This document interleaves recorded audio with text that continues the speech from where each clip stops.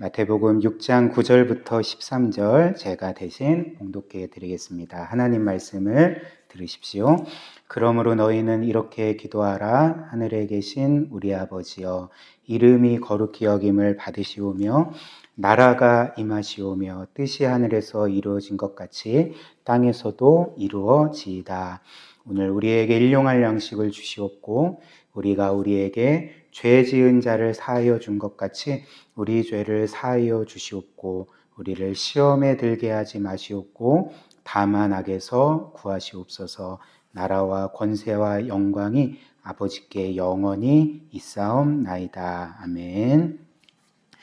우리는 지난 시간까지 주기도문의 앞에 세 가지 간구를 살펴보았습니다. 아버지의 이름을 거룩하게 하시고 아버지의 나라가 임하게 하고 아버지의 뜻이 우리 가운데 이루어지도록 하는 기도의 의미를 함께 살펴보았죠. 이 세 가지 간구는 하나님을 향한 간구고요.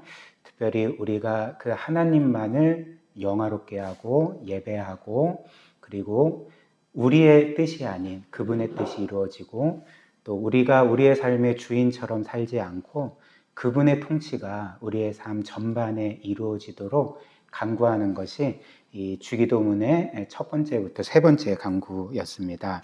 그리고 오늘부터는 이제 우리의 필요를 구하는 간구를 우리가 살펴보겠는데요. 그 첫 번째 기도는 일용할 양식을 구하는 기도입니다. 오늘 우리에게 일용할 양식을 주옵소서, 이 기도이죠. 그래서 웨스트민스터 소리문답 104문인데요. 제가 질문 읽고 답을 같이 읽겠습니다. 주기도문의 네 번째 간구에서 우리는 무엇을 위해 기도합니까? 답. 오늘 우리에게 일용할 양식을 주소서라는 네 번째 간구에서 우리는 이 세상의 선한 것들 중에서 적당한 몫을 하나님께서 값없이 주시는 선물로서 거저받고 사용하여서 하나님께서 주시는 복을 누릴 수 있게 해달라고 기도합니다. 그래서 우리는 하나님께 매일 일용할 양식을 구해야 됩니다. 주께서 우리에게 이제 명하신 것처럼요. 그런데 이 일용할 양식을 구하는 기도에 담긴 이제 구체적인 내용이 의미가 무엇인가? 제가 5가지로 이제 정리를 했는데요. 하나하나씩 살펴보겠습니다. 일단 첫 번째로 하나님께서 우리에게 매일 일용할 양식을 구하라 명하신 것은 우리가 매일 기도해야 됨을 또 가르쳐 주시고 명한 것입니다. 일단 주님은 우리에게 너희는 아버지께 너희의 한 달치 양식을 구하라 이렇게 말씀하시지 않았죠. 혹은 너희가 1년치 양식을 구하라 이렇게도 말씀하시지 않았습니다. 너희는 오늘 우리에게 일용할 양식, 즉 오늘 하루 먹고 또 충족할 그 양식을 구하라 이렇게 말씀을 하셨죠. 사실 하나님께서는 얼마든지 우리에게 한 달치 양식을 한 번에 주실 수 있고 1년치 양식을 한 번에 주실 수 있습니다. 그래서 우리가 더 이상 그것과 관련해서는 기도할 필요 없이 그냥 한 달치 양식 받고 한 달 이후에 또 기도하고 이런 식으로 얼마든지 하실 수가 있었는데 하나님은 우리에게 한 달치가 아니라 1년치가 아니라 매일매일 일용할 양식을 구하라 이렇게 명하셨던 거죠. 그렇다면 그 이유가 무엇이겠습니까? 그 이유는 바로 하나님이 우리로 하여금 매일 기도하기를 원하시기 때문에 그렇죠. 우리가 늘 매일의 삶 가운데 하나님을 신뢰하고 의지하고 그분께 은혜를 구하고 우리의 생계와 우리의 삶의 모든 것들을 그 아버지의 손에 맡겨드리기를 원하셨기 때문에 하나님은 한 달치가 아니라 혹은 1년치가 아니라 매일매일의 양식을 나에게 직접 구하라 이렇게 말씀을 하신 것이었습니다. 그리고 이것이 사실 우리의 진정한 양식인 거죠. 우리가 늘 먹고 마시는 일용할 양식이 사실 우리의 진정한 양식이 아니라 성경이 우리에게 말하는 진정한 양식은 매일 하나님과 독대하는 것입니다. 하나님께 기도하고 그분의 은혜를 구하고 그분을 믿음으로 신뢰하고 의지하고 그리고 그분과 영적인 교제를 나누는 것이 우리의 매일매일의 진정한 양식, 우리를 진정으로 살아있게 만드는 양식이기 때문에 너희는 매일 기도하고 매일 일용할 양식을 나에게 구하라. 이렇게 이제 말씀을 하신 것입니다. 그 다음 두 번째로 하나님께서 우리에게 매일 일용할 양식을 구하라 명하신 것은 우리가 매일 먹는 양식이 하나님으로부터 오는 것임을 가르쳐 주시기 위함이었습니다. 사실 사람들은 거의 주기도문으로 기도를 안 하죠. 보통 예배 때 수요기도회나 금요기도회 때 마무리할 때 주기도문으로 마무리하거나 혹은 여러 교회에서 구역예배 끝날 때 우리 주기도문으로 마칩시다 할 때 이 주기도문을 외우기는 하지만 실제 삶에서는 사실 이 주기도문으로 기도하는 적은 거의 없는 것 같습니다. 그리고 있다 할지라도 우리가 일용할 양식을 주옵소서라고 기도를 해도 사실 여러분들도 그렇지 않습니까? 여러분들이 이렇게 일용할 양식을 달라고 기도해도 이 일용할 양식이 누구로부터 온다고 생각하십니까? 하나님으로부터 온다고 생각하지 않고 나의 노동과 수고와 그리고 나의 애씀을 통해서 온다라고 생각을 하는 거죠. 그러나 그렇지 않습니다. 오늘 이 말씀, 주께서 우리에게 가르쳐 주신 이 기도의 내용처럼 일용할 양식은 우리의 노동으로 얻어내는 것이 아니라 사실 하나님으로부터 주어지는 것입니다. 예를 들면 우리가 먹고 마시는 모든 음식물들은 사실 햇빛이 있기 때문에 그리고 물이 있기 때문에 그리고 공기라는 것이 있기 때문에 생겨나서 우리의 손에 주어지는 것 아니겠습니까? 그리고 이렇게 이 세상에 햇빛을 내려주시고 물을 공급해 주시고 공기를 주시고 생명을 주시고 호흡을 주시는 그분은 누구십니까? 하나님이신 거죠. 그런데 하나님께서 이 세상에 그렇게 햇빛을 내려주시지 않고 물을 주시지 않고 공기를 주시지 않고 호흡과 생명을 주시지 않고 그런 적절한 환경을 주시지 않고 이 세상을 지금도 보존하고 계시는데 그 손을 놓아버리신다면 우리에게는 우리가 당연시 여기는 것들이 우리에게 결코 주어질 수가 없습니다. 그래서 결국 우리가 매일 먹는 이 모든 일용할 양식은 궁극적으로 하나님으로부터 오는 것이라는 거죠. 그리고 음식뿐만 아니라 우리가 이 땅에서 소유하고 누리고 우리가 당연시 여기는 모든 것들이 사실 하나님으로부터 오는 것입니다. 우리의 존재와 생명과 호흡과 능력과 우리의 삶의 여러 재능과 여건과 상황과 그 모든 것들이 우리가 만들어내는 것이 아니라 하나님이 주시는 것이죠. 그리고 우리가 살고 있는 이 세상도 사실 우리의 세상이 아니라 하나님이 만드신 하나님의 것입니다. 그러니까 예를 들면 우리는 사실 새 들어 사는 것과 같다는 거죠. 세입자들입니다. 근데 우리가 돈 내고 그렇게 살아가고 있습니까? 그렇지 않고 우리 모두는 다 공짜로 그렇게 살아가는 세입자인 거죠. 그렇기에 우리가 우리된 것도 하나님의 은혜고 우리가 당연시하는 모든 것들도 하나님이 선물로 주신 것이고 그래서 모든 것이 이제 하나님으로부터 온다는 것의 고백이 오늘 우리에게 일용할 양식을 주십시오라는 그 기도에 담겨 있다는 것입니다. 그 다음 세 번째로 하나님께서 우리에게 매일 일용할 양식을 구하라는 이 기도는 우리에게 한 가지 사실을 보증해 주는 거죠. 하나님이 매일 우리의 삶을 책임지신다는 것, 우리의 필요를 공급하신다는 것을 이제 보증하는 기도를 할 수가 있습니다. 그래서 우리는 매일 이렇게 일용할 양식을 구하면서 고백해야 될 것은 하나님께서 나의 삶을 책임지십니다.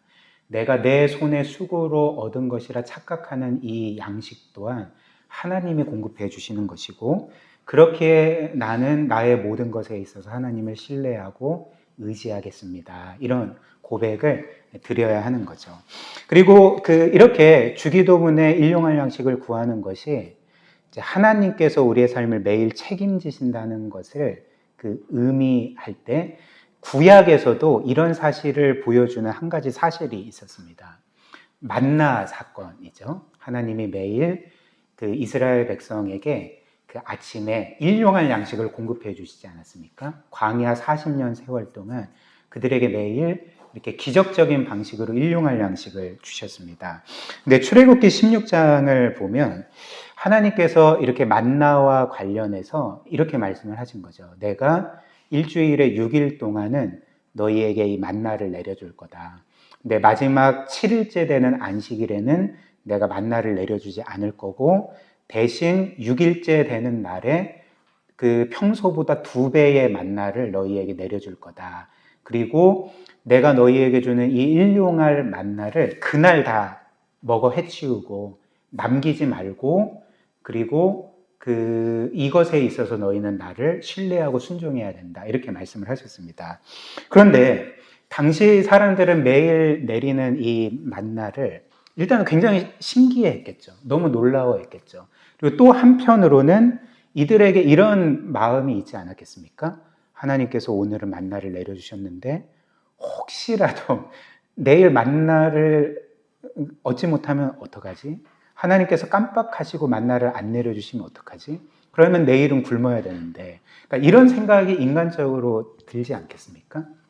그래서 어떻게 했을까요? 그러니까 사람들이 하나님은 분명히 하루치 만나를 거두어서 일용할 양식으로 삼으라 이렇게 말씀을 하셨는데 사람들은 이제 하루치가 아니라 이틀, 3일치의 만나를 거두어 드렸던 것입니다. 어떻게 됐을까요? 하루치를 제외한 모든 만나들이 다 썩어버리던 거죠.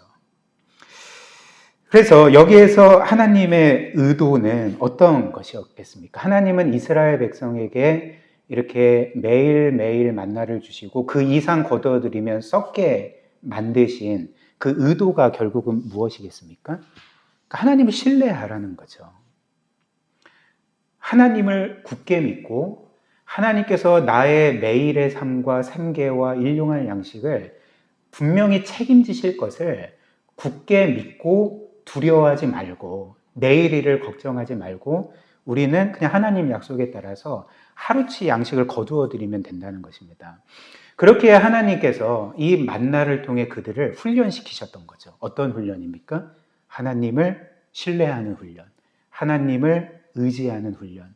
그리고 내가 이렇게 생계를 이루어가고 생존할 수 있는 것이 나의 어떤 노력과 나의 어떤 애씀으로서 되는 것이 아니라 하나님이 나의 삶을 매일매일 책임지신다는 것을 굳게 믿고 하나님을 신뢰하며 살아갈 수 있는 훈련을 광야 40년 동안 이스라엘 백성에게 행하셨던 것입니다.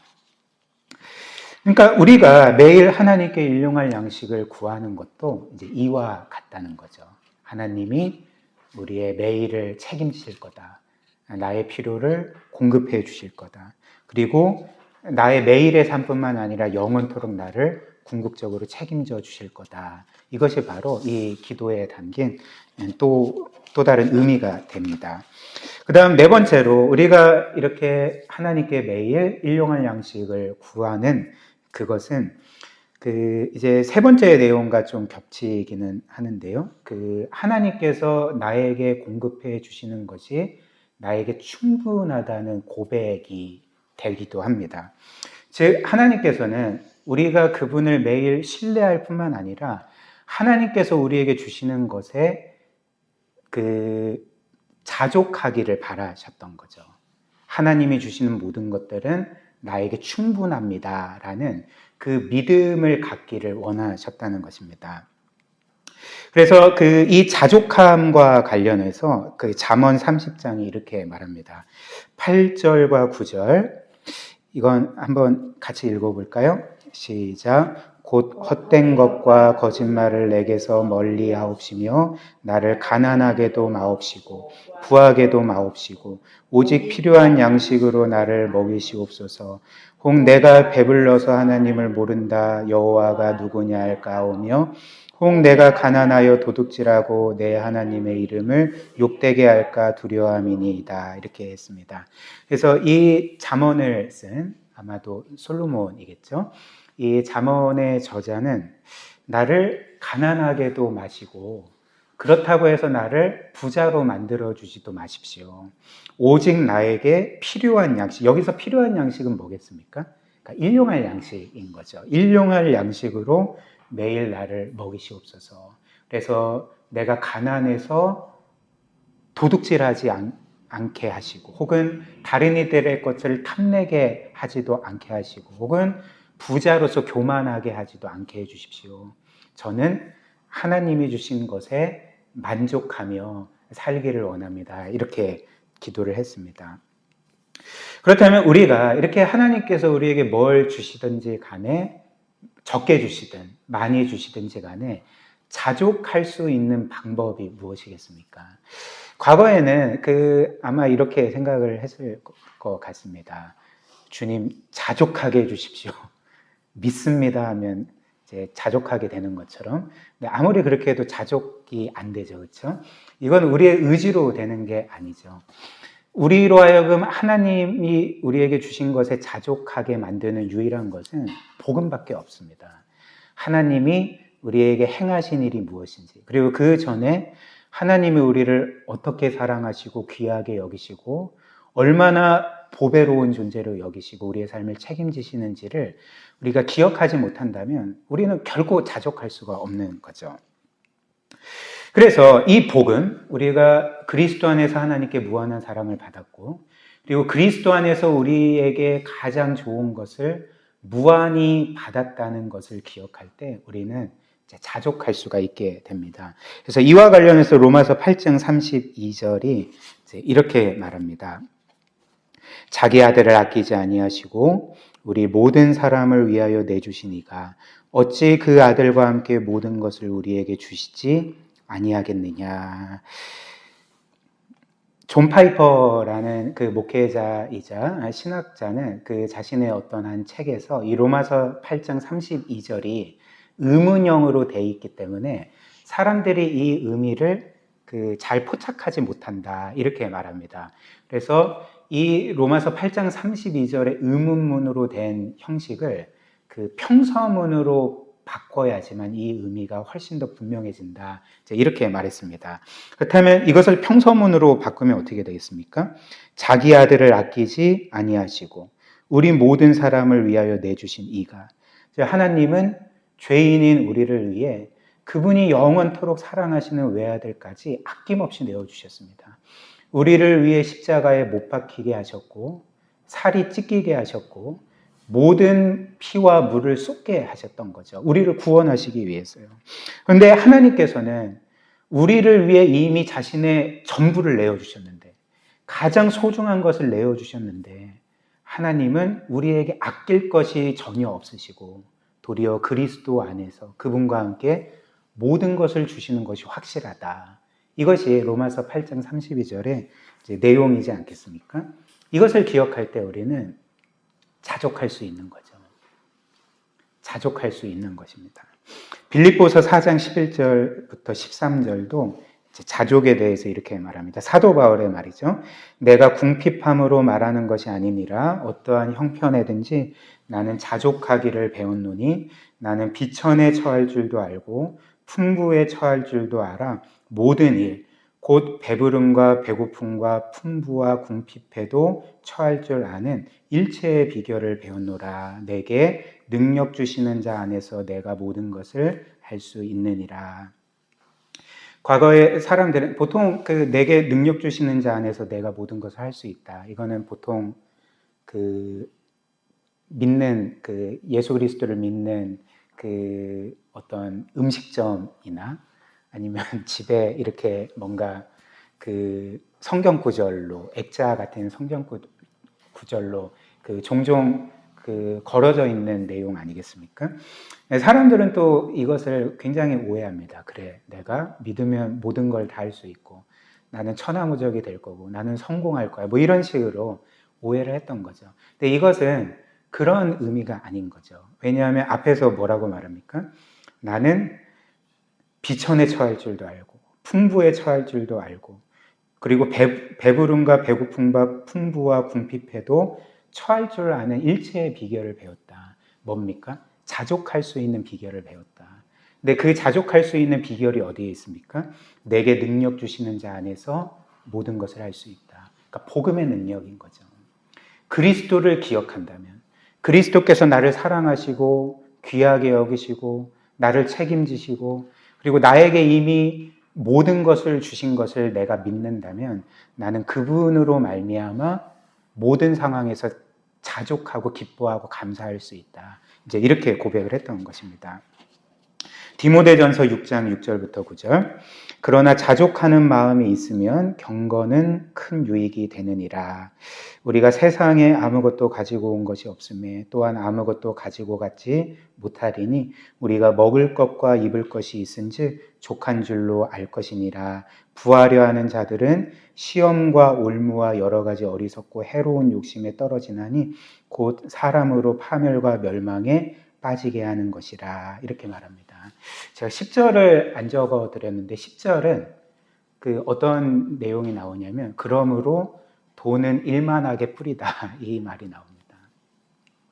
저는 말씀 준비하면서 특별히 이 9절 말씀이 굉장히 위로가 되었습니다. 왜냐하면 내가 부자가 아닌 것이 참 감사하구나. 그리고 내가 이렇게 하나님을 믿지 않았다면 그리고 그리스도를 몰랐다면 나도 이 세상 사람들의 가치관을 따라서 돈이 최고고 또 명예가 지위가 최고고 권력이 최고고 명예가 최고고 사람들의 인정과 칭찬이 최고인 삶을 이렇게 살았을 텐데 그렇게 되면 나는 시험과 올무와 여러 가지 어리석고 해로운 욕심에 떨어질 수밖에 없었겠구나. 파멸과 멸망에 빠질 수밖에 없었구나. 그러니까 이런 좀 묵상이 되면서 하나님께서 나를 부하게도 말고 또 가난하게도 말고 하나님이 주신 것에 만족하며 살 수 있는 것이 최고의 복이구나. 좀 이런 묵상을 했습니다. 여러분들도 감사하지 않습니까? 네. 다섯 번째로 주님은 이제 우리에게 오늘 우리에게 일용할 양식을 주소서 이렇게 말했잖아요. 이것은 이 일용할 양식을 구하는 기도도 나 개인만을 위한 기도가 아니라 공동체적인 기도임을 우리에게 알려주는 것입니다.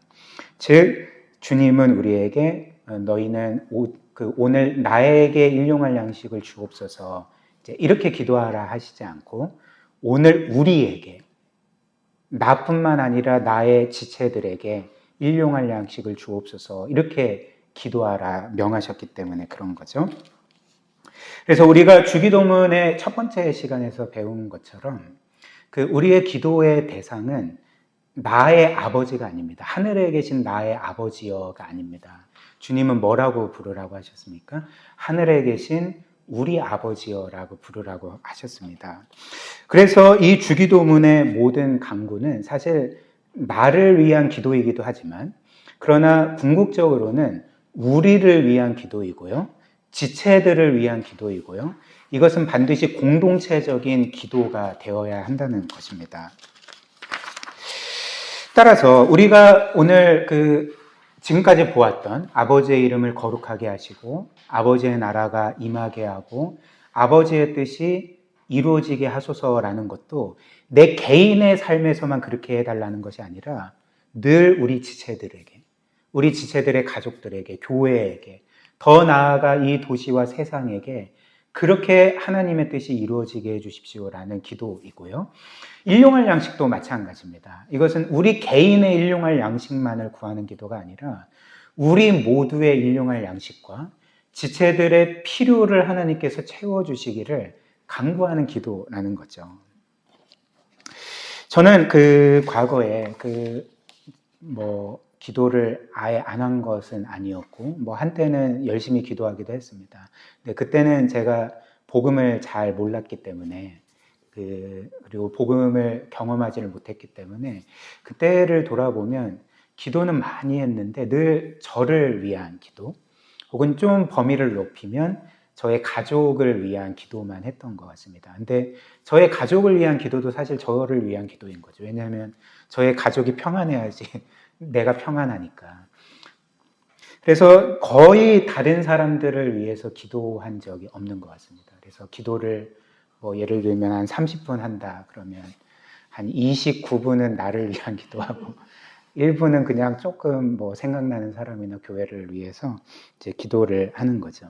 근데 이런 것은 사실 그 많은 사람들의 그 기도의 삶을 보여줄 것 같습니다. 그렇다면 우리는 왜 주께서는 분명히 너희의 기도가 공동체적인 기도가 되어야 된다 말씀을 하셨는데 왜 우리의 기도는 늘 우리 자신만을 향해 있을까? 왜 우리는 기도를 해도 나만을 위한 개인주의적인 기도를 할까? 뭐 때문에 그럴까요? 그러니까 일종의 두려움 때문인 거죠. 내가 나를 위해 기도하지 않으면, 열심히 기도하지 않으면, 그리고 이것저것 하나님께 구하지 않으면 마치 내 삶이 어려워질 것처럼, 위기를 겪을 것처럼, 그리고 심지어 내 삶이 망할 것 같은 그런 두려움 때문에 기도를 해도 우리는 늘 우리 자신에게 굽는 기도를 하게 된다는 것입니다. 그러나 우리가 이 복음을 점점 이해하고 깨닫고 굳게 믿고 경험해 가면 어떻게 되겠습니까? 그러니까 우리의 삶이 과거에는 개인주의적이었고 이기적이고 신앙생활을 해도 나를 향한 신앙생활, 모든 것이 나에게 굳게 만드는 신앙생활을 했다면 이 복음은 우리를 우리 자신으로부터 해방시키는 거죠. 우리 자신에게 함몰된 것으로부터 우리 자신을 해방시켜서 하나님을 향하게 하고 우리 주위의 지체와 이웃들을 향하게 만든다는 것입니다. 왜 그럴까요? 왜냐하면 우리의 구세주이신 예수 그리스도께서 철저하게 이타적인 삶을 사셨기 때문에 우리를 구원하기 위해서 자신의 생명을 내어주시고 모든 것을 아낌없이 우리에게 내어주신 분이기 때문에 우리가 그분을 우리의 구세주요 주님으로 믿는다면 우리는 더 이상 우리 자신만을 위한 삶, 개인주의적이고 이기적인 삶을 살아갈 수가 없게 되는 거죠. 그러니까 우리의 기도도 변하게 됩니다. 이 복음으로 인해서 과거에는 우리의 기도가 늘 우리 자신만을 위해서 기도했고 그리고 뭔가 하나님의 뜻과는 상관없는 이기적인 기도의 제목으로 가득 찼다면 우리가 복음을 깨달을 때는 이 기도조차도 이런 개인주의적인 굴레로부터 벗어나서 이제는 하나님의 영광을 구하게 되고 하나님의 나라와 뜻이 이루어지도록 기도하게 되고 그리고 더 나아가서 우리 주위의 지체들을 바라보면서 그들의 생명과 복과 필요와 그들의 삶을 하나님께서 돌봐주시도록 계속적으로 이렇게 기도하게 되는 것입니다. 우리의 기도의 삶이 공동체적인 기도로서 그렇게 변화되게 되는 거죠. 그래서 그리고 우리가 또 이 복음이 우리의 기도를 이렇게 이타적으로 바꿀 수 있는 것은 또 뭐냐면 이 복음이 우리에게 가르쳐주는 또 다른 사실. 우리가 우리 자신에 대해서 많이 기도하지 않더라도 우리의 삶은 결코 망하지 않고 하나님이 우리의 삶을 책임지시기 때문에 우리는 분명히 하나님께서 우리의 삶 가운데 이루시는 가장 선하고 놀라운 영광을 경험하게 될 것이다. 이것을 굳게 믿을 때 우리는 우리 자신에 대해서 기도를 덜해도 이제는 더 이상 두려워하지 않게 됩니다. 염려하지 않고 걱정하지 않고 오히려 하나님을 신뢰하고 하나님의 책임지심을 굳게 믿고 우리는 더욱더 하나님의 영광을 위해 그분의 나라와 뜻을 위해 그리고 지체들과 교회와 이 도시와 세상을 위해서 기도할 수 있게 되는 것입니다. 이것이 바로 오늘 복음이 우리의 기도를 놀랍게 변화시키는 그런 기제라는 거죠. 우리의 삶이 복음으로 변하고 우리의 기도도 이렇게 복음으로 변하는 은혜를 함께 누렸으면 좋겠습니다. 우리 함께 기도하도록 하겠습니다.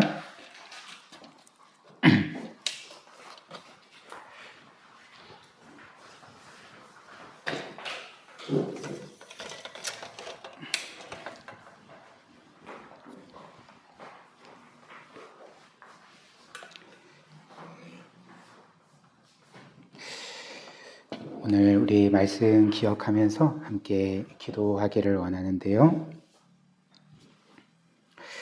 오늘 이 사실을 굳게 믿었으면 좋겠습니다. 하나님께서 우리에게 일용할 양식을 구하라 명하신 것은 우리가 일용할 양식을 안 구하면 그분이 주시지 않기 때문이 아니죠. 우리는 기도하지 않더라도 하나님이 우리의 삶을 책임지십니다. 우리에게 늘 일용할 양식을 주시고 필요를 채워 주십니다.